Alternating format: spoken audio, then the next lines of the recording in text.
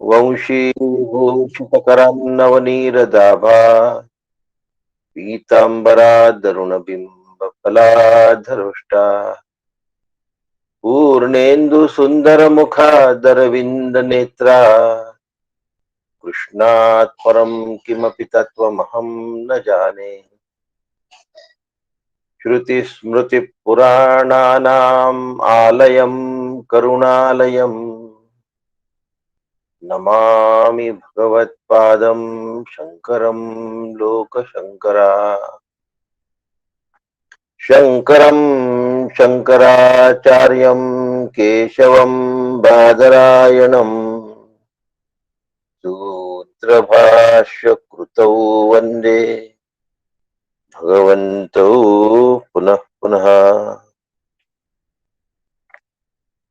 सदाशिवसमारम्भाम् शङ्कराचार्यमध्यमाम् अस्मदाचार्यपर्यन्ताम् वन्दे गुरुपरम्परा। वन्दे गुरुपरम्परा। वन्दे गुरुपरम्परा। सद्गुरुनाथ महाराज की जय।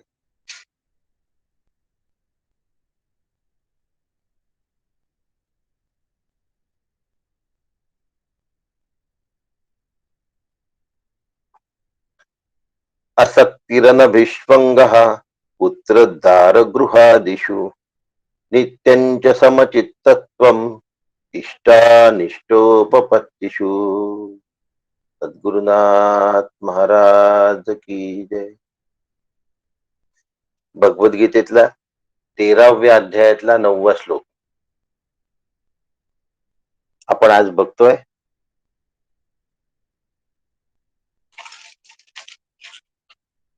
आणि ह्यातही एक महत्वाची गोष्ट आहे, ती म्हणजे मागचे 8 श्लोक आपले पूर्ण झालेले आहेत.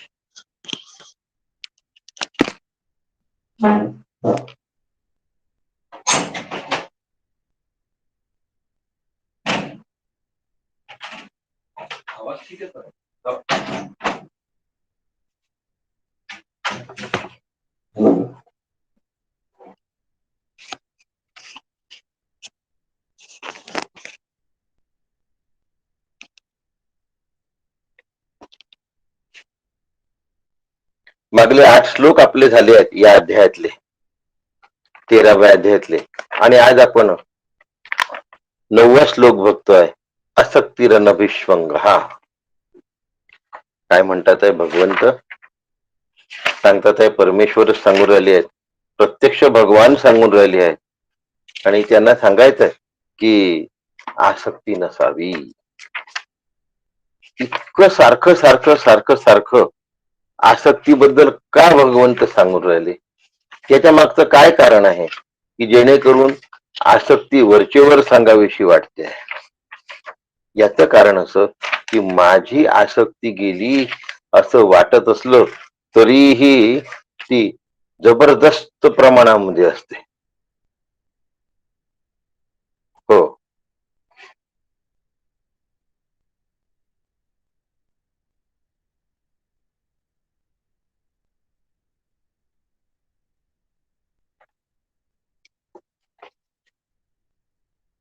साधकाने पुत्र, दारा म्हणजे स्त्री, गृह वगैरेंच्या आसक्तीचा आणि ममत्वाचा त्याग आणि इष्ट आणि अनिष्ट प्रसंगामध्ये चित्ताची समतोल स्थिती सांभाळली पाहिजे. सुरू झाला विषय. असक्तिरनभिष्वंग पुत्रदार गृहादिषु.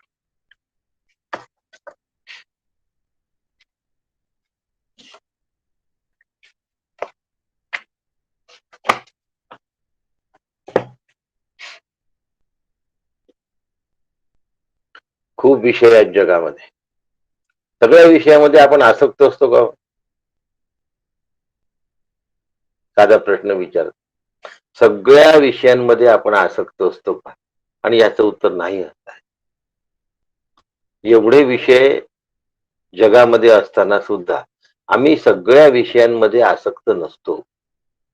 मग जर असं आहे, तर मग अनासक्त राहण्याचा आग्रह का करावा? तर गंमत अशी आहे, की प्रत्येक विषयात जरी माणूस आसक्त नसला, तरी सुद्धा त्यातले काही विषय असे असतात, की जे विषय आम्हाला एकदा सान्निध्यात आले, की त्यांची जवळीक निर्माण होते आणि त्या विषयांची अंतःकरणावर छाप तयार. उदाहरण घेऊया.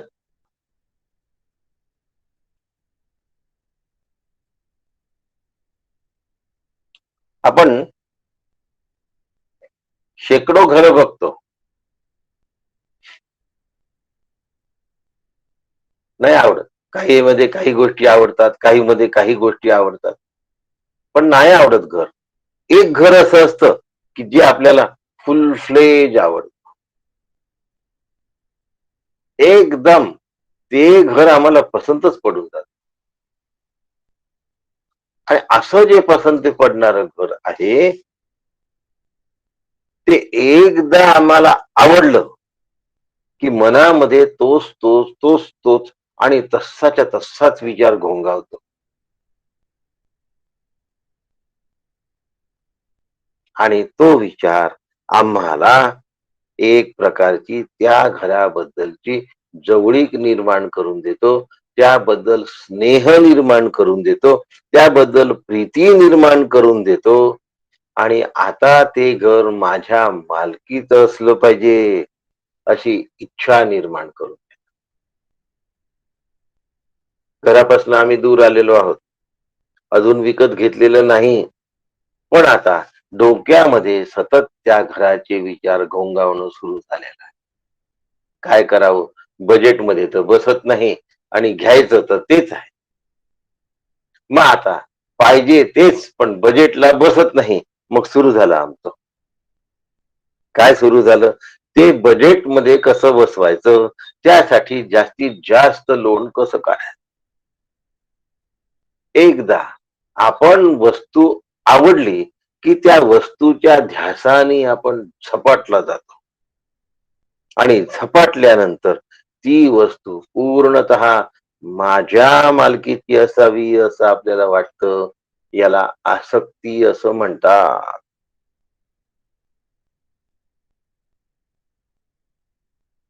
हीच गोष्ट व्यक्तीच्या बाबत सुद्धा घडते. व्यक्तीबद्दलही आसक्ती असते.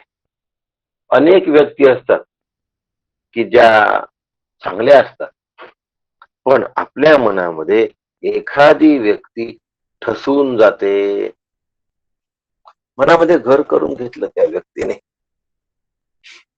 आणि आता घर करून घेतल्यानंतर त्या व्यक्तीशिवाय आम्हाला चैन पडत नाही. स्नेह निर्माण होतो, झोप लागत नाही, करमत नाही. आणि असं वाटतं, की आपला अधिकाधिक संपर्क त्या व्यक्तीशी असावा. एकदा वस्तू किंवा व्यक्ती आपली वाटायला लागली, की माझं जीवन त्या वस्तू आणि व्यक्तीच्या चिंतनामध्ये घोळत राहतं. घार हिंडते आकाशी, चित्त तिचे पिलापाशी. आणि माणूस त्या वस्तू किंवा व्यक्तीवर आसक्त होतो आणि ममत्वाने तादात्म्य पावतो. अशी तादात्म्यता ज्या वेळेला त्याच्यामध्ये निर्माण होते, त्यावेळी त्या व्यक्तीच्या आसक्तीचा, ममत्वाचा त्याग करणे महादुस्तर होऊन ठरते. अतिशय कठीण होत.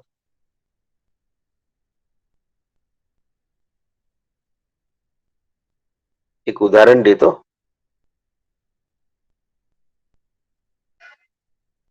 पावसाळ्यापूर्वी म्हणजे उन्हाळ्यामध्ये जी घरं किंवा अपार्टमेंट्स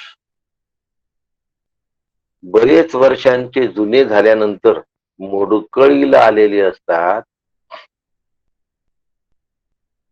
पडून जाण्याची शक्यता असते, त्याचं लाईफ संपलेलं आहे त्या बिल्डिंगचं, अशा वेळी सरकार नोटीस बजावते की तुम्ही हे सोडा, तुम्ही हे सोडा, तुमच्या जीविताला हानी. आणि अशा वेळी आर्थिक विचाराचा प्रश्न नसून त्या घरामध्ये आसक्त असणाऱ्यांची संख्या खूप असते. म्हणतात आम्हाला काही नाही होणार, इतकं काही आमचं घर खराब नाही आहे, लगेच काही आमची बिल्डिंग पडेल असं आम्हाला वाटत नाही. आणि लोकांना वारंवार सूचना देऊन सुद्धा अल्प काळासाठीही ते पावसाळ्यापुरता आपलं घर सोडत नाहीत. काही जणांच्या व्यक्तिगत अडचणी वेगळ्या आणि घराच्या आसक्तीपोटी न सोडणं वेगळं. हाले हाले सोडत नाही. आणि मग त्या बिल्डिंग ज्या वेळेला कोसळतात त्यावेळेला यांच्या जीवाची हानी झाली. पण माणूस सोडत नाही, आसक्त माणूस. आता एखाद दुसरं असंही उदाहरण घेऊया.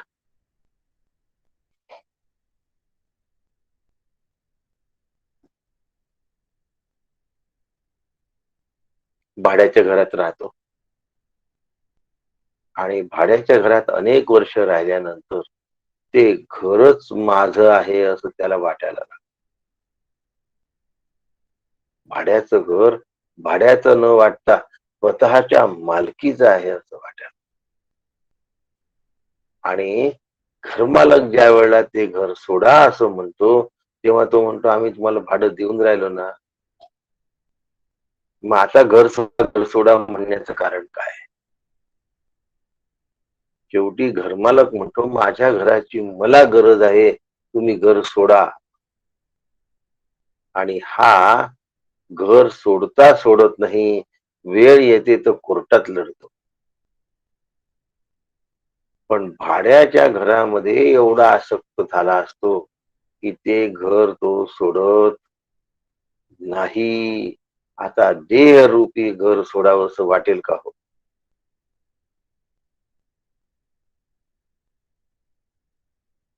देहरूपी घर सोडावंसं वाटेल का? आपलं शरीर सोडावंसं वाटेल का? करा विचार.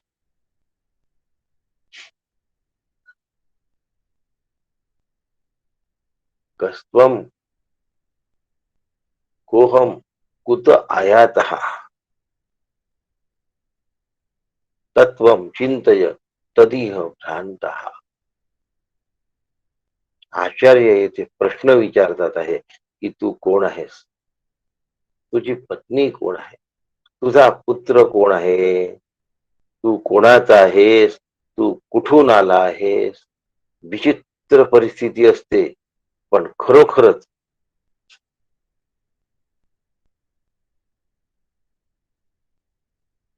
माणूस माझे मध्ये एवढा गुंतला असतो आणि मी मध्ये एवढा फसला असतो. उलट करूया, मी मध्ये एवढा गुंत मी मध्ये एवढा फसला असतो आणि माझे मध्ये एवढा गुंतला असतो की त्याला वाटतं हा जो माझा माणूस आहे ना, हा माझ्यासाठी धावल्याशिवाय राहणार नाही.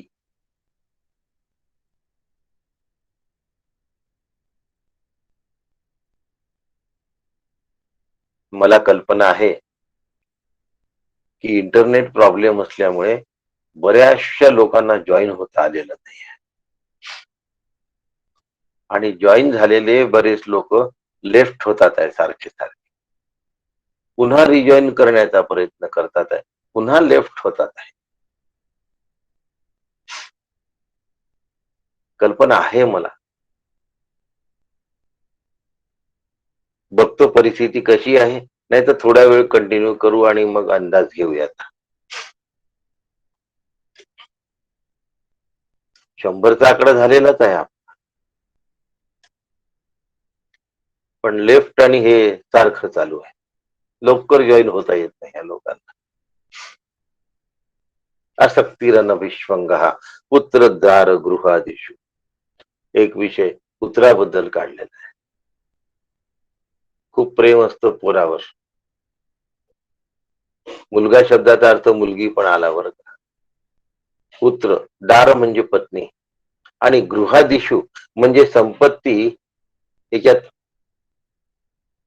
धनही आलं, घर शेती वाडी आणि पशु सुद्धा आले बर का. पशुधन म्हणतात ते पण आलं. पुत्र दार गृहादिशू. मुलाबद्दल प्रेम असतं. असं वाटतं की हा आपल्या म्हातारपणची काठी बनेल. पण दुर्दैव असं असतं की म्हातारपणी ती काठी आपल्या कामी येते.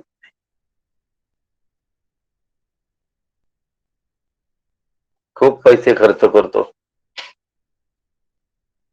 मुलांना मोठं करतो, त्यांचे शिक्षण करतो, त्यांना जाडजूड पगाराच्या नोकऱ्या पण लागलेल्या.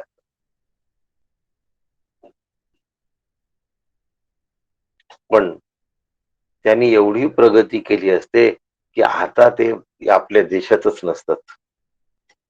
कुठे असतात? परदेशात असतात. परदेशात आई वडिलांना करमत नाही आणि देशामध्ये त्यांच्या मुलांना यावंसं वाटत नाही. आणि मग तेच आई वडिलांना विचारतात, तुम्हीच सांगा आम्ही काय करू. आमची मुलं इकडे यायला तयार नाहीत, मग आम्ही काय करायचं? तेच विचारतात. आई वडील म्हणतात, तू आता तुझ्या मुलांपाशी राहा आणि यांची म्हातारपणची काठी हरवली, यांची म्हातारपणची काठी संपली आणि आता अतीव दुःख झालं. अतीव दुःख झालं. करू काही शकत नाही आणि काठी तर हरवली आहे. वेळेवर आता आधार द्यायला कोणी राहिलं. कारण आधार हा संपत्तीचा मानला, आधार हा संततीचा मानला. संतती आणि संपत्ती ह्या गोष्टी आधाराच्या योग्य नाही. परमेश्वरच केवळ आधार होऊ शकतो. अन्याश्रयणम त्याग अनन्यता. पण परमेश्वर आधार आहे असं आम्ही कधी समजत नाही. आम्ही मुलाबाळांना आधार समजतो आणि मग त्यांच्यामध्ये आम्ही आसक्त झालो असतो. पुत्र दार गृहादिशू. 3 मुद्दे घेणार आहे.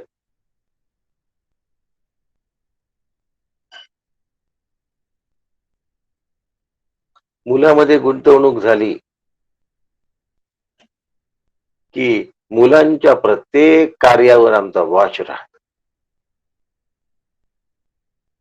आणि लहानपणचा वॉच मुलांना चालतो, मोठेपणचा वॉच सहन नाही होत. हे भलेही काळजीने त्यांची चौकशी करत असतील, पण त्यांना असं वाटतं आम्ही काय इतके नाकर्ते आहोत का की आम्हाला प्रत्येक वेळेला विचारतात. आम्हाला एवढंही जमणार नाही का की कंटाळवाणं होऊन जात. जे लोक हवेशीर वाटणारे असतात, आपल्याला ज्या लोकांशिवाय करमत नाही, त्याच लोकांना आपण नकोशे झालो.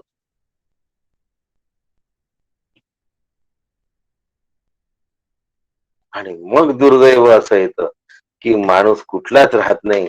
अरे मी यांच्यासाठी एवढा झटलो, त्यांना माझ्याकरता काहीच वाटत नाही.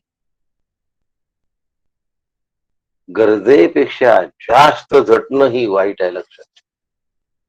प्रमाणात झटणं बरोबर, प्रमाणाच्या बाहेर झटणं बरोबर नाही. पण कोणत्याही प्रमाणात जरी माणूस झटला तरी आतमध्ये अंतःकरणामध्ये आसक्ती ठेवता कामा नये.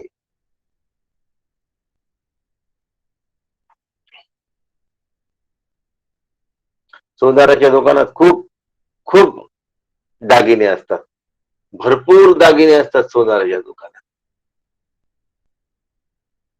आणि एवढे दागिने असताना सुद्धा आम्हाला त्यातला एक दागिना जेव्हा निवडावासा वाटतो, पण निवडलेला दागिना आम्ही कसा जपतो?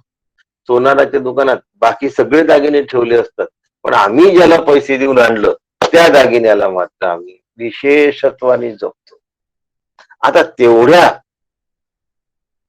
गृहादिशू मध्ये दागिना आला.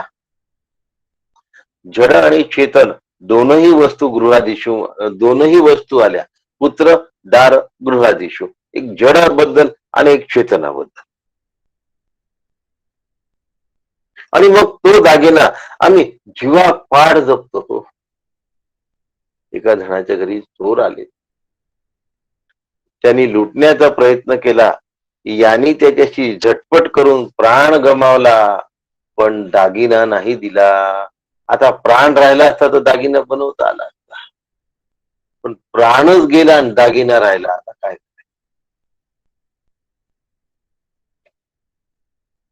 एकदा माझं म्हटलं की त्या विषयाशिवाय माणसाला चैनीनी जगताच येत नाही. म्हणून माझं नावाची गोष्ट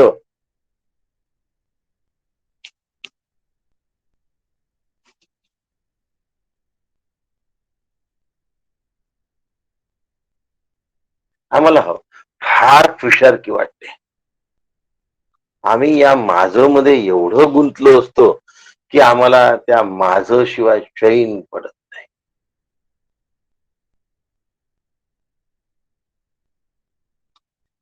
व्यसन नुसतं वस्तूच नसतं, ममत्वाची पण एक नशा असते, ममत्वाची पण एक धुंद असते, आणि अहंकाराचा एक दर्प असतो.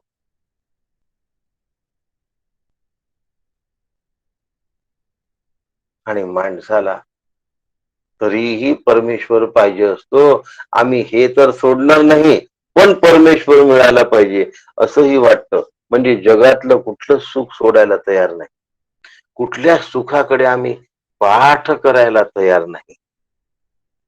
पण शाश्वत सुखही आम्हाला पाहिजे आहे. दोन्ही घोड्यावर बसणारा स्वार हा पडल्याशिवाय राहत नाही.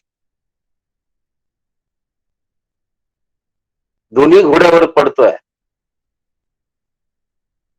दोन्ही घोड्यावर बसतोय, त्यामुळे त्याची बैठक, त्याची मांड कोणत्याच एका घोड्यावर स्पष्ट नाही.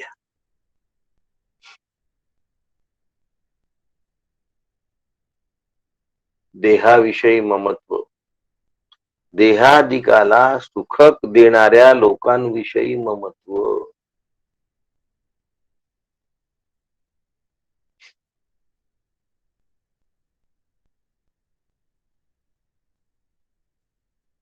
ममत्व अंतःकरणाचा समतोल गमावून बसतो. ममत्व माणसाला विवेकापासून च्युत करतं. ममत्व माणसाला दुःख दिल्याशिवाय राहत नाही. ममत्व जीवनामध्ये कधीही आणि केव्हाही त्रास दिल्याशिवाय राहत नाही. हे आम्हाला कळलं पाहिजे. कळलं तर माणूस ह्याच्यातून बाहेर सुटेल, नाही तर नाही. एकतर सुंदर हे आहे, देवाच्या सख्यत्वासाठी पडाव्या जीवलगांच्या तुटी, सर्वस्व अर्पावे शेवटी, प्राण तोही वेचावा. भगवंतावर किती प्रेम करावं. देवाच्या सख्यत्वासाठी पडाव्या जीवलगांच्या तुटी. जीवलगांच्या तुटी पडणं याचा अर्थ नातेवाईकांपासून दूर राहा असा नाही. अंतःकरणामध्ये नातलगांचं चिंतन नको. सर्वस्व अर्पावे शेवटी, प्राण तोही वेचावा.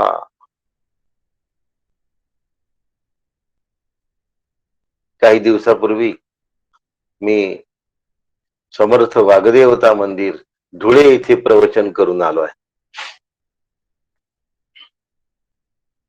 तिथे प्रवचन झालीत. त्यावेळेला वाङ्मय पाहायला मिळालं.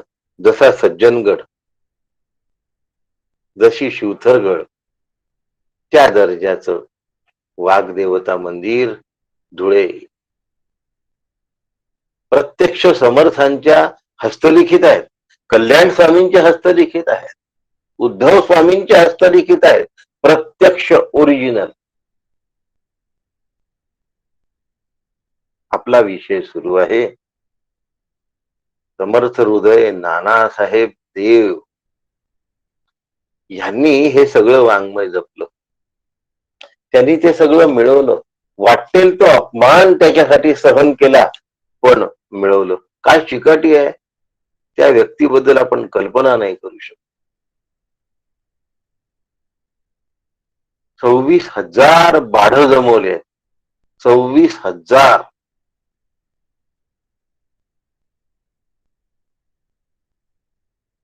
आणि आपला विषय सुरू आहे देवाच्या सख्यत्वासाठी पाडाव्या जीवलगांच्या तुटी. त्यांच्या घरात 20 माणसं होते, हे स्वतः वकील होते आणि घरामध्ये 20 माणसं होते. 20 माणसांची कुटुंब यांच्या कमाईवर होत, पण अत्यंत विद्वान आणि हुशार. कुटुंबाला पुरेसा पैसा दिला की त्यानंतर बाकी वेळ ते प्रॅक्टिसच करत नसत, समर्थांची बाढं मिळवण्यासाठी जात असत आणि तिथे पैसे खर्च करत असत. सगळ्या मित्रांचा प्रवास खर्च स्वतः करत असत, खाण्याचा खर्च स्वतः करत असत. आणि द्या हो आम्हाला समर्थांचं हस्तलिखित द्या हो, तुम्हाला त्याचा काही नाही, तुमच्या घरी नुसते पडलेले आहे, आम्ही त्याचा उत्तम संग्रह करून लोकांसाठी हे भंडार खुलं करतो आहे. शेवटी त्यांनी त्यांच्या मुलाबाळांना सांगितलं, ती ही ओवी आहे ज्याच्यासाठी सांगतोय, देवाच्या सख्यत्वासाठी पाडाव्या जीवलगाच्या तुटी, सर्वस्व अर्पावे शेवटी प्राण तोही वेचावा. त्यांनी सांगून ठेवलं आहे. नानासाहेब समर्थ हृदय नानासाहेब देवांनी सांगितलं, मुलं बाळ बायके घरातल्या 20 लोकांना काय सांगितलं, जर घराला आग लागली तर पहिलं काम जर काही करायचं असेल तर घरातली बाळं घेऊन बाहेर पडायचं, बाकी कशाचा विचार करायचा नाही, पण बाळं घेऊन पडायचं बाहेर. बाळाचा अग्नी लागता कामा नये, त्या कागदांना आग लागता कामा नये. तुमचा प्राण गेला तरी बेहत्तर, पण बाढ जाऊ देऊ नका. देवाच्या सख्यत्वासाठी पाडाव्या जीवलगांच्या तुटी, सर्वस्व अर्पावे शेवटी प्राण तोही वेचावा. आहे का आमची तयारी एवढी? असक्ती रणविश्वंघा पुत्र दार गृहादिशु.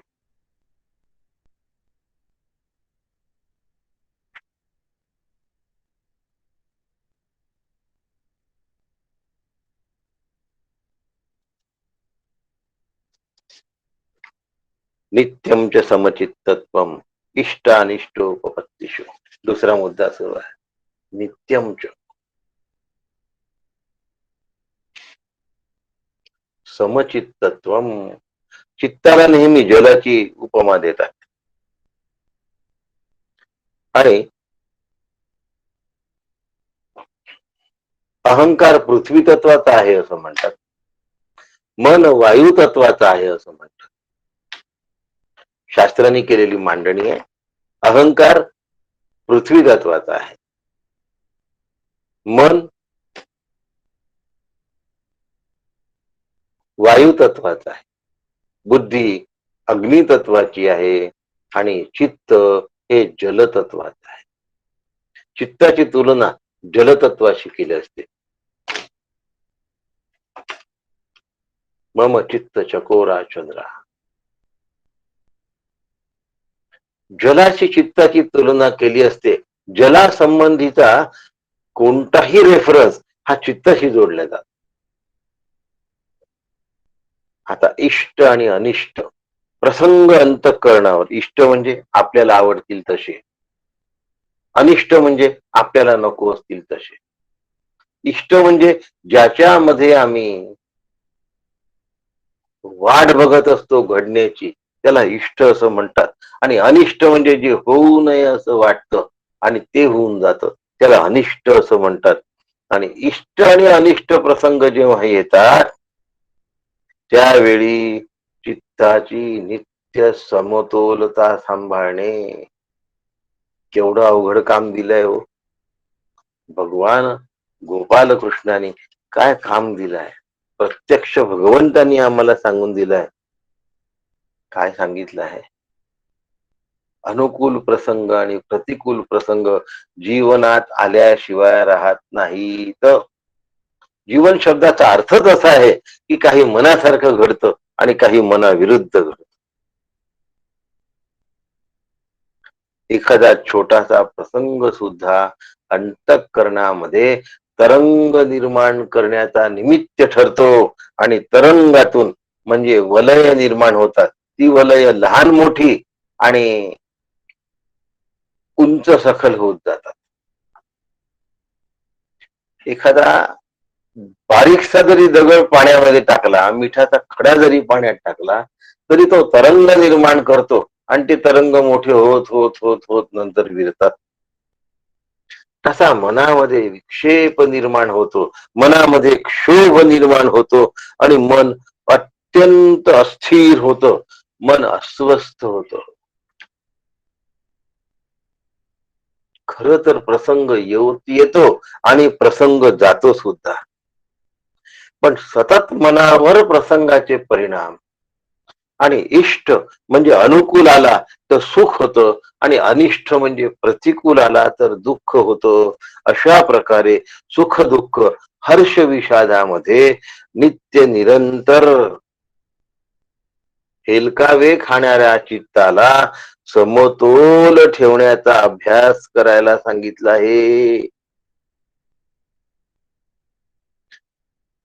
जोपर्यंत हर्ष विषादामध्ये अंतःकरणाचं चित्त समतोल राहत नाही तोपर्यंत त्याचा साधनेचा अभ्यास खऱ्या अर्थाने प्रारंभच होत नाही.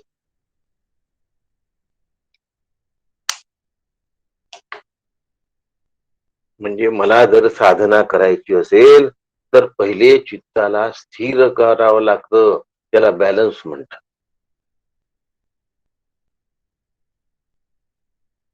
द्वंद्वयुक्त विक्षिप्त मन हे साधनेच अधिकारी होऊ शकत नाही. म्हणून सकाळी उठल्यानंतर साधना करा, कारण दिवसभराचे संस्कार अंतःकरणामध्ये नसतात. निद्रेमध्ये ते बऱ्याच प्रमाणात विरून गेले असतात. पाण्यामध्ये दगड मारतच राहिलं तर तरंग तयारच होत राहतात. असं न होता सकाळी उठल्यानंतर चित्त कसं शांत असतं, स्थिर असतं, म्हणून ब्रह्ममुहूर्त सांगितलं आहे. नाहीतर ब्रह्ममुहूर्त कशाला सांगितलं असतं. आणि म्हणून हर्ष विषादामध्ये समतोल ठेवणे नित्यंच समचित्तत्व इष्ट अनिष्ट उपपत्तीषु. माझ्या जीवनात येणाऱ्या प्रसंगामध्ये बदल करायचा नाही, नाही आणि नाही. जीवनात येणाऱ्या प्रसंगामध्ये बदल करायचा नाहीये, त्या प्रसंगामध्ये आपलं चित्त समतोल राहिलं पाहिजे यासाठी प्रयत्न करणं, याला पुरुषार्थ म्हणतात. आपल्या जीवनात येणारी प्रत्येक गोष्ट ही आपल्या मनासारखीच येईल अशी शक्यताच नाही ना. अशी अजिबात शक्यता नाही की आपल्या मनासारखी येईल. पण म्हणून आलेल्या प्रसंगाला घाबरून बाजूला जाणे हे काही शौर्याचं लक्षण नाही, हे काही कर्तृत्वाचं लक्षण नाही.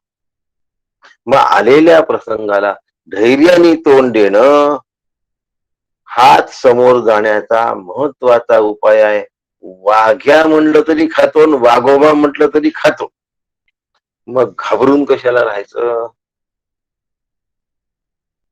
आणि म्हणून धैर्याने समोर जाणं हाच महत्वाचा भाग आहे. दुसऱ्या अध्यायामध्ये भगवंतांनी सांगून ठेवलाय, अशोचानन व शोचत्वम प्रज्ञावादांश भाष्यसे गतासून अगतासूंश्च नानुशोचंती पंडिता. सुख दुःखे समे कृत्वा लाभा लाभो जया जयो ततो युद्धाय युजस्व नैवम पापम अवाप्स्यसि. का बरं तू पाप तुला प्राप्त होणार नाही असं म्हणत? कारण तू समत्वानी चालतो आहे. तुझ्या अंतःकरणात तरंग तयार होत नाही. तरंग केव्हा तयार होतात? मी कर्तृत्ववान आहे असं वाटलं, म्हणजे मी कोणी आहे असं वाटलं की तरंग तयार होतात. आणि मी सामान्य आहे असं वाटलं की तरंग होण्याचा प्रश्नच उद्भवत नाही. म्हणून सर्व द्वंद्वांना समत्व दृष्टीने बघायचं आहे. सगळ्या द्वंद्वांना. तू तुझ्या कर्तव्य कर्मामधून च्युत होण्याची गरज नाही. इष्टम च समचित्तत्व नित्यम च समचित्वत्व इष्टानिष्टोपपत्तीषु. हे नित्यत्व फार मोलाचं आहे आणि हे नित्यत्व सांभाळणं हाच खरा अभ्यास आहे.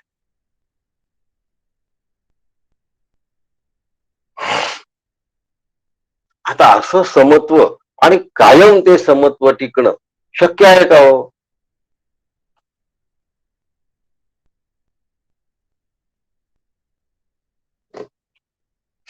एक उदाहरण देतो. शक्य असल्याचं उदाहरण देतो.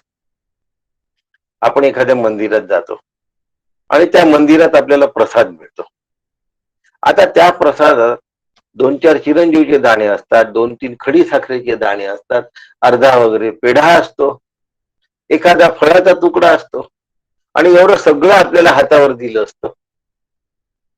पण आपण कधी पाहतो का हो की यात एकच दिलं असतं तर बरं झालं असतं, वेगवेगळे 4 कशाला दिले, त्याला किती मिळालं, मला किती आलं वगैरे असला काही विचार करतो? त्यातल्या पेरूच्या फोडीला, चिरंजीवच्या दाण्याला, खडी साखरेच्या क्रिस्टल्सला सगळ्यांना आम्ही प्रसादच म्हणतो की नाही? वास्तविक पेरू हे फळ आहे. पण असं असताना सुद्धा आम्ही सगळ्यांना प्रसाद म्हणतो आणि सगळ्यांना समत्वानी ऍक्सेप्ट करतो की नाही? आणि नेहमी आम्ही प्रसाद या वृत्तीने खातो की नाही खात? मग ही जी प्रसाद वृत्ती आहे, ही जीवनामध्ये येणाऱ्या प्रसंगाच्या संदर्भात मला जपली पाहिजे. काही प्रसाद वृत्ती नुसते फक्त खडीसाखर, पेढा, पेरूचा तुकडा ह्याच्यामध्ये जपून चालणार नाही. जीवनामध्ये येणाऱ्या अनुकूल प्रतिकूल व्यक्ती, जीवनामध्ये येणारे अनुकूल प्रतिकूल प्रसंग, घडामोडी, घडा आणि मोडी दोन्ही पण. घडामोडीमध्ये अनुकूलही आलं आणि प्रतिकूलही आलं.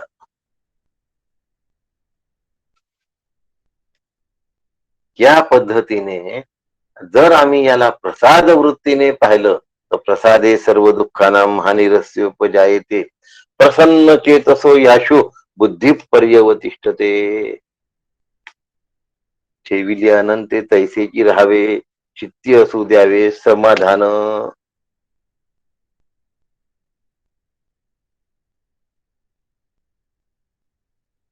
म्हणायला सोपं आहे, समजायला सोपी आहे, पण प्रत्यक्ष आचरणात आणण्यासाठी कशी आहे हो? वास्तविक जर बघितलं तर इष्ट आणि अनिष्ट, अनुकूल आणि प्रतिकूल ह्या आमच्या मनाच्या कल्पना आहेत. आम्ही त्याला अनुकूल समजून घेतलं म्हणून तो अनुकूल झाला, आम्ही त्याला प्रतिकूल समजून घेतलं म्हणून तो प्रतिकूल झाला. लग्नामध्ये वर पक्ष आणि वधू पक्ष, माणसं तीच असतात ना, पण आम्ही त्यांना वर पक्ष समजून घेतो. मग पाणी पाहिजे असं त्यांनी म्हटल्यानंतर हे पहा मुलाकडले आहे, भाव खाऊन राहिले, लगेच आम्ही आपला विचार करायला सुरुवात केली, कारण आम्हीच त्यांना क्लासिफाय केलं. मग आम्ही त्याला पाणी नेऊन देतो, विचारतो आपण कुठले काय, तो म्हणतो मी मुलीचा असा असा नातलग आहे. अरे आम्ही तर मुलीकडलेच, आम्हाला वाटलं तुम्ही पाणी मागितलं तर मुलाकडले त्रास द्यायला पाणी मागितलं असं वाटलं. अरे तसं नाही, कल्पना, सॉरी. ग्रह कोणी करून घेतला? मी करून घेतला ना असा ग्रह. दुसऱ्याने नाही करून घेतला असा ग्रह. आणि मी ते डिफरन्शिएट केल्यामुळे मी त्याला अनुकूल किंवा प्रतिकूल असं लेबल लावून ठेवलं. कोणत्याही माणसाला एक लेबल सातत्याचं ठेवू नये, पण आम्ही नेहमी लेबल्स लावतो. माणसाची लेबल्स बदलत असतात. त्यांच्यातल्या सत्वरज आणि तम या 3 गुणांच्या लेव्हल्स कमी जास्त कमी जास्त कमी जास्त होत असतात. म्हणून तो माणूस कायम तसाच असतो असं नाही. एक उदाहरण देतो. हरिणासाठी हरिणाचं पाडस, हरिणाच्या पिल्लासाठी सिंहीण जरीही वाईट असली तरी सिंहिणीच्या पिल्लासाठी ती चांगली आहे हो. मग त्या सिंहिणीला वाईट किंवा चांगलं असं लेबल लावणं बरोबर आहे का? हरिणाचं पिल्लू सिंहिणीच्या पिल्लूला पिल्लेला भेटतं आणि म्हणतं तुझी आई वाईट आहे, आमच्या लोकांना खाऊन टाकते. ती म्हणते नाही गो, तुम्हाला खाण्याचा भाग नाही, आमचं पोट भरायचं आहे, आमचं पोट भरायचं आहे, म्हणून असं घडून राहिलंय.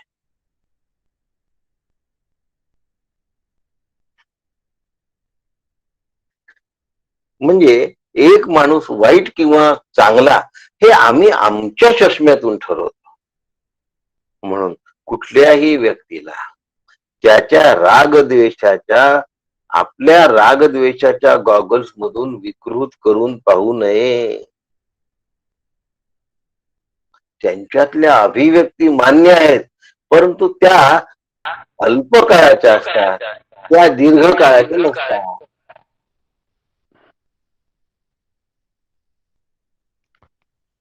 दीर्घकाळाच्या नसतात.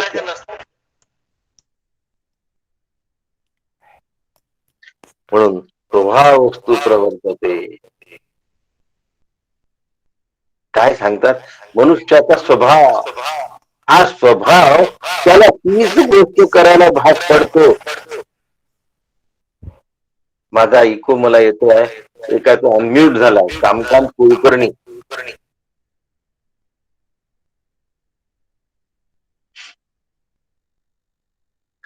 साधकाने आपली दृष्टी बदलली पाहिजे. कुणावर असे लेबल्स नाही लावू कायम. असतो तो माणूस तसा. 4 वेळा तो तसा वागतो, पण 5व्या वेळा तो तसाच वागेल अशातला काही भाग नसतो. स्वतःची दृष्टी बदलली पाहिजे. विश्वामध्ये बदल करणं ही साधना नव्हे, स्वतःमध्ये बदल करणं ही साधना आहे. आणि स्वतःच स्वतः ऑपरेशन करायचं असतं, दुसऱ्याकडून ते ऑपरेशन करून घ्यायचं नसतं. पण मग आम्हाला नाही जमत स्वतःच स्वतः करायला. म्हणून गुरूंच्या समर्थ शक्तीचं पाठीशी काय पाहिजे?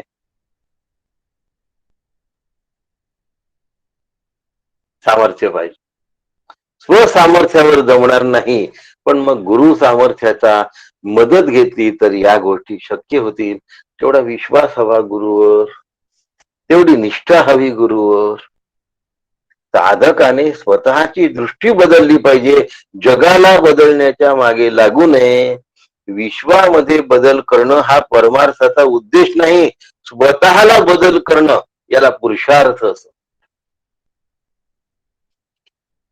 विश्वामध्ये मी काय बदल करू शकत नाही? विश्व भगवंताचा आहे. आता विश्व शब्दाचा अर्थ माझाच मुलगा, मुलगी, पुत्र, दार, गृहाधीश, या सगळ्या गोष्टी ईश्वराच्या इच्छेवर अवलंबून असतात.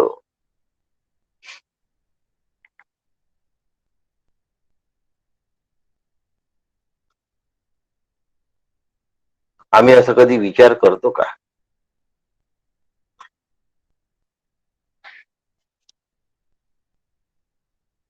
अहो, विश्व आम्हाला शिकवण्यासाठी निघालं असतं, पण विश्वापासून आम्ही शिकत नाही, आम्ही विश्वच बदलायचा प्रयत्न करतो. आमच्या अंतःकरणामध्ये सतत एकच गोष्ट घोळत राहते, ते माझ्यासारखी अनुकूल व्हावं. कर्माला इष्ट आणि अनिष्ट समजणं या आपल्या कल्पना आहेत. कर्माला उच्च आणि नीच समजणं आपल्या कल्पना आहेत. प्रसंगांना आपण जेवढं टाळण्याचा प्रयत्न करू, तेवढे ते प्रसंग भूतासारखे आपल्या मानगुटीवर येऊन बसतात. पण इष्ट अनिष्ट प्रसंगांना जर धैर्याने समोर गेलो तर प्रसंगाचा प्रभाव एकदम कमी होतो आणि आपल्या मनाची प्रचंड तयारी आपल्याला करावी लागते. कारण प्रसंगांना समोर जायचं वाघ म्हटलं तरी खातो, वाघ्या म्हटलं तरी खातो. आता खाणार तर आहे, मग त्याच्याशी लढूनच चलूया. प्रसंगाचा प्रभाव कमी होतो. त्यावेळेला तो प्रसंग आपोआप डिफ्यूज होतो, आपोआप तो प्रसंग नाहीसा होतो.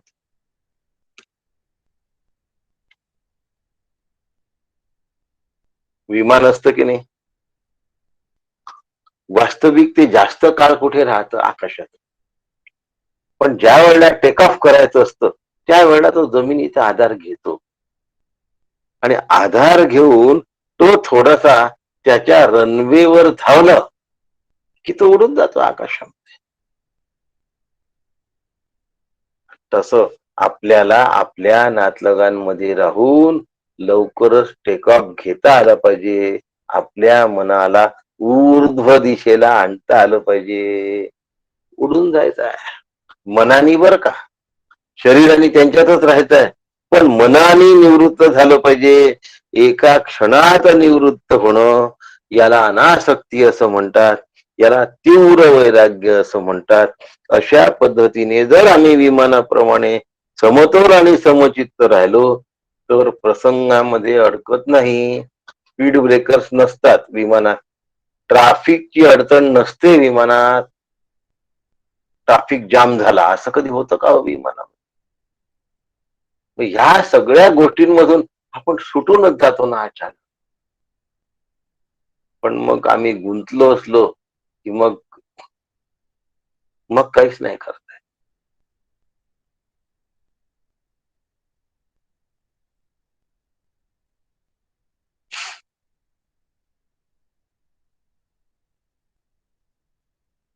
राजा भर्तृहरी आपल्या पत्नीवर अतिशय प्रेम होतं. आता सगळा प्रसंग सांगायला वेळ नाही. त्याला असं वाटतं खरंच पत्नीचं आपल्यावर प्रेम आहे का, म्हणून एकदा प्रधानमंत्र्याला पाठवतो शिकारीवरून परत जाण्यापूर्वी की राजे मेले, त्यांचे कपडे रक्ताने माखलेले दाखवून देतो आणि ती त्यांची राणी गतप्राण. आता आपली पत्नी गतप्राण झाली याचं दुःख 3 दिवस करतो, आक्रोश करतो आणि रडतो. पण त्याला आता तहान भूक सगळी हरवली आहे, वैराग्य निर्माण झालाय आणि रडणं चालू आहे ढसाढसा. तेवढ्यात त्या ठिकाणी आणखीन एक साधू येतो आणि तो मोठ्या मोठ्याने रडत राहतो. राजाला असं वाटतं की आपल्यासारखी याची पण प्रिय पत्नी गेलेली असावी. आता तो मोठ्या मोठ्याने रडतो आहे, 3 दिवस रडून रडून हा थकलेला आहे. हा त्याच्यापाशी जातो आणि म्हणतो, काय झालं रे बाबा, स्मशानात तू रडतोय, काय झालं?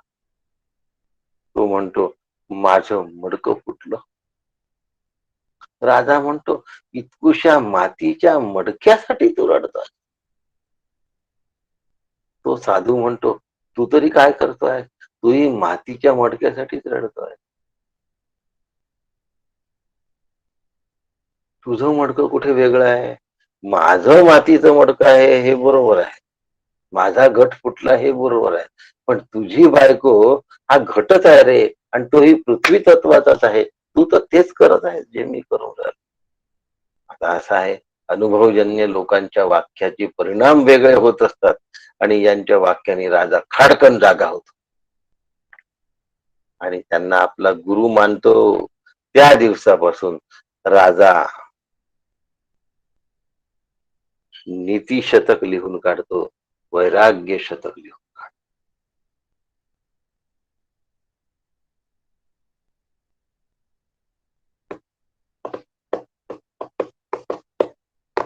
म्हणून साधकाने प्रसंगामध्ये अडकू नये, तिथून टेक ऑफ करून घ्या. प्रसंगांना फाजील महत्व दिलं की मग ते प्रसंग आपल्याला काय करतात, छळल्याशिवाय सोडत नाही, त्रास दिल्याशिवाय सोडत नाही. म्हणून नित्यंच समचित्तत्व इष्टानिष्ट प्रपत्तीश. हळूहळू हळूहळू हळूहळू आपल्याला हलकं हलका हलका त्यापेक्षा भारी त्यापेक्षा भारी अशा प्रसंगांना तोंड द्यावंच लागतं. एक दिवस देह सोडायचा प्रसंग सुद्धा समोर येणार आहे. पण त्याच्या आधी माझी तयारी झाली पाहिजे. मग जरा सुद्धा मी विचलित होता कामा नये, म्हणून गुरुनापी विचार देते. काय म्हणतात, जराही विचलित होत नाही.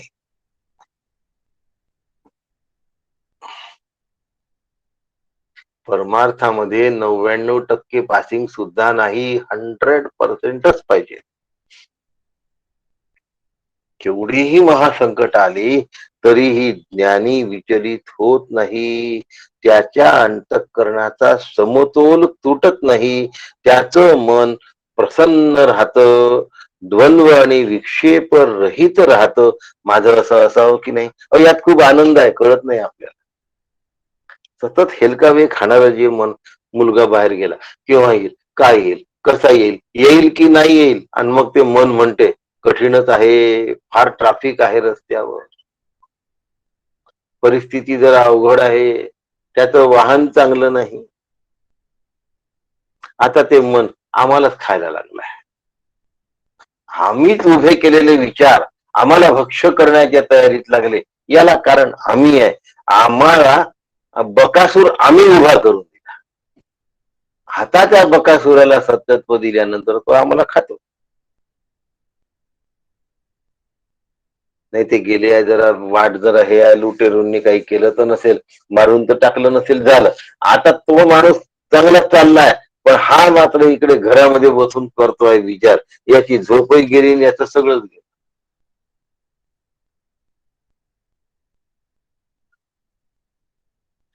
माणूस स्वतःची फसगत करून घेतो आणि भगवंत पुन्हा पुन्हा सांगतोय नित्यमच, असं नित्य करायला पाहिजे. कसं, समचित्त स्वम, इष्टानिष्टोपपत्तीषु, इष्ट आणि अनिष्ट अशा ज्या आपत्ती आहेत, प्रसंग आहे, त्या ठिकाणी माझा चित्ताचा समतोल मला जपता आला पाहिजे. माझं चित्त मला स्थिर ठेवता आलं पाहिजे, शांत ठेवता आलं पाहिजे. यासाठी प्रसंगांना फाजील महत्व द्यायचं नाही, प्रसंगामध्ये अडकायचं नाही. कारण सुख दुःख माणसाला डिस्टर्ब करत असत, आणि त्याच ठिकाणी बरोबर माझी परीक्षा असते. आणि म्हणून अशा ठिकाणी काय करायचं, सुख आणि दुःख हे मिथ्या आहेत, कल्पित आहेत, भासमान आहे, हा सगळा अभ्यास करावा लागतो. आणि दुसरा, श्रीराम जय राम जय जय राम जय जय राम कृष्ण हरी नाम. पण नामीच्या बोधात घेतलेलं नाम असलं तर ते मला मोक्षाकडे घेऊन जातं. आणि प्रसंगापुरता घेतलेलं जे नाम आहे ते चॉकलेट सारखं तेवढ्या पुरता त्या प्रसंगातून मला बाहेर काढतं. पुन्हा मी जशाच्या तसाच राहतो. म्हणून चॉकलेट किंवा खोडरबर सारखं नामस्मरण करायचं नाही, नामीच्या बोधात नामस्मरण करता आलं पाहिजे. कसं करायचं, सद्गुरूंकडनं शिकलं पाहिजे.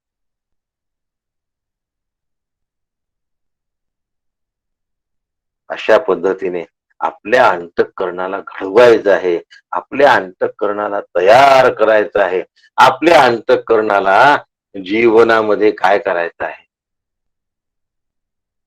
बनवायचं आहे. अशा पद्धतीचं जर मला करता आलं तर माझं जीवन सुधारणार आहे, नाहीतर माझं जीवन नाही सुधारणार आहे. मला माझं जीवन सुधरवायचं आहे, लक्षात ठेवा.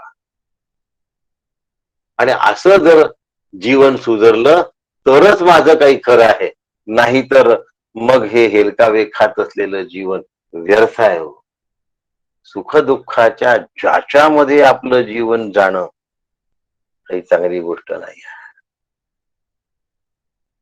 हुरळणं आणि होरपळणं हा मनुष्याचा भाग नाही. मनुष्याने तर स्थिर राहिलं पाहिजे, आनंदी राहिलं पाहिजे, प्रसन्न राहिलं पाहिजे, शांत राहिलं पाहिजे, समचित्त राहिलं पाहिजे. आणि असं सर्व काय टिकवणं, याला पुरुषार्थ असं म्हणतात, याला साधना असं म्हणतात. अशी साधना माझ्याकडनं घडली पाहिजे असा अभ्यास नाही करत कोण. नामस्मरणाचा करा की विचारांचा ज्ञानाचा करा, चित्त चित्त स्थिर असलं पाहिजे ही पहिली अट आहे, लक्षात ठेवा. चित्त स्थिर असल्याशिवाय आपण घर बांधायला पिलर टाकायचे असतात. आपल्याला पिलर टाकायचे असतात तर अशी जमीन निवडतो की जी जमीन ती पिलर पक्का सांभाळू शकेल. अतिशय खाली कडक जमीन लागेपर्यंत खोदत राहतो आपण. आणि असं असताना सुद्धा मग आम्ही काय करत नाही, आमचं चित्त स्थिर होण्यासाठी तेवढ्या खोल आम्ही ऑपरेशन करायला तयार नसतो जे घराच्या बाबत असतो. आणि असं एकदा केलं आणि तो खडक सापडला की मग वरचं बांधकाम व्हायला जास्त वेळ लागत नाही. नित्यम च समचित्तत्वम इष्टानिष्टो अपत्तिषु. इष्ट आणि अनिष्ट अशा आपत्तीशी आम्ही सहज लढू शकतो. इष्टालाही आपत्ती म्हटलंय बरं का. कारण इष्टामध्ये जर चित्त विचलित झालं तर ती आपत्तीच आहे, अनिष्टामध्ये विचलित होणे आपत्तीच आहे. अशा प्रकारे आपलं जीवन आपण आपल्या हाताने घडवूया आणि आपलं कल्याण करून घेऊ. उद्या आपण याच्या पुढचा श्लोक बघूया. आज आपण या ठिकाणी थांबूया आणि मग 10वा श्लोक पुढे होईल. मैत्यानन्य योगेन भक्तिरव्य विविक्त सेवदेशी देश सेवित्वम भारती जनसम. राम राम कृष्ण हरे. राम कृष्ण. रामकृष्ण हरी. रामकृष्ण हरे. रामकृष्ण राम रामकृष्ण हरी काका. राम कृष्ण. नमस्कार करतो मग रामकृष्ण हरी काका. राम कृष्ण. रामकृष्ण हरी काका. रामकृष्ण हरी. रामकृष्ण हरी. रामकृष्ण. रामकृष्ण हरी. रामकृष्ण हरी काका. रामकृष्ण हरी. श्री रामकृष्ण हरी. सुमेधाताई रामकृष्ण हरी. रामकृष्ण हरी. वासंतीताई रामकृष्ण हरी. राम रेखाताई नमस्कार करो. रामकृष्ण हरी काका. रामकृष्ण. रामकृष्ण हरी. रामकृष्ण. उषा रामकृष्ण कृष्ण हरी. कुंभाजी दोन नाही रामकृष्ण हरी. रामकृष्ण हरी संजय. रामकृष्ण हरी सुने मामा. अश्विनी रामकृष्ण हरी. रामकृष्ण हरी काका. श्यामकांतजी रामकृष्ण संजय हरी. हरी नमस्कार. नमस्कार. रामकृष्ण हरी काका. हो रामकृष्ण हरी. रामकृष्ण हरी. हो रामकृष्ण हरी. संगीताताई नमस्कार. राम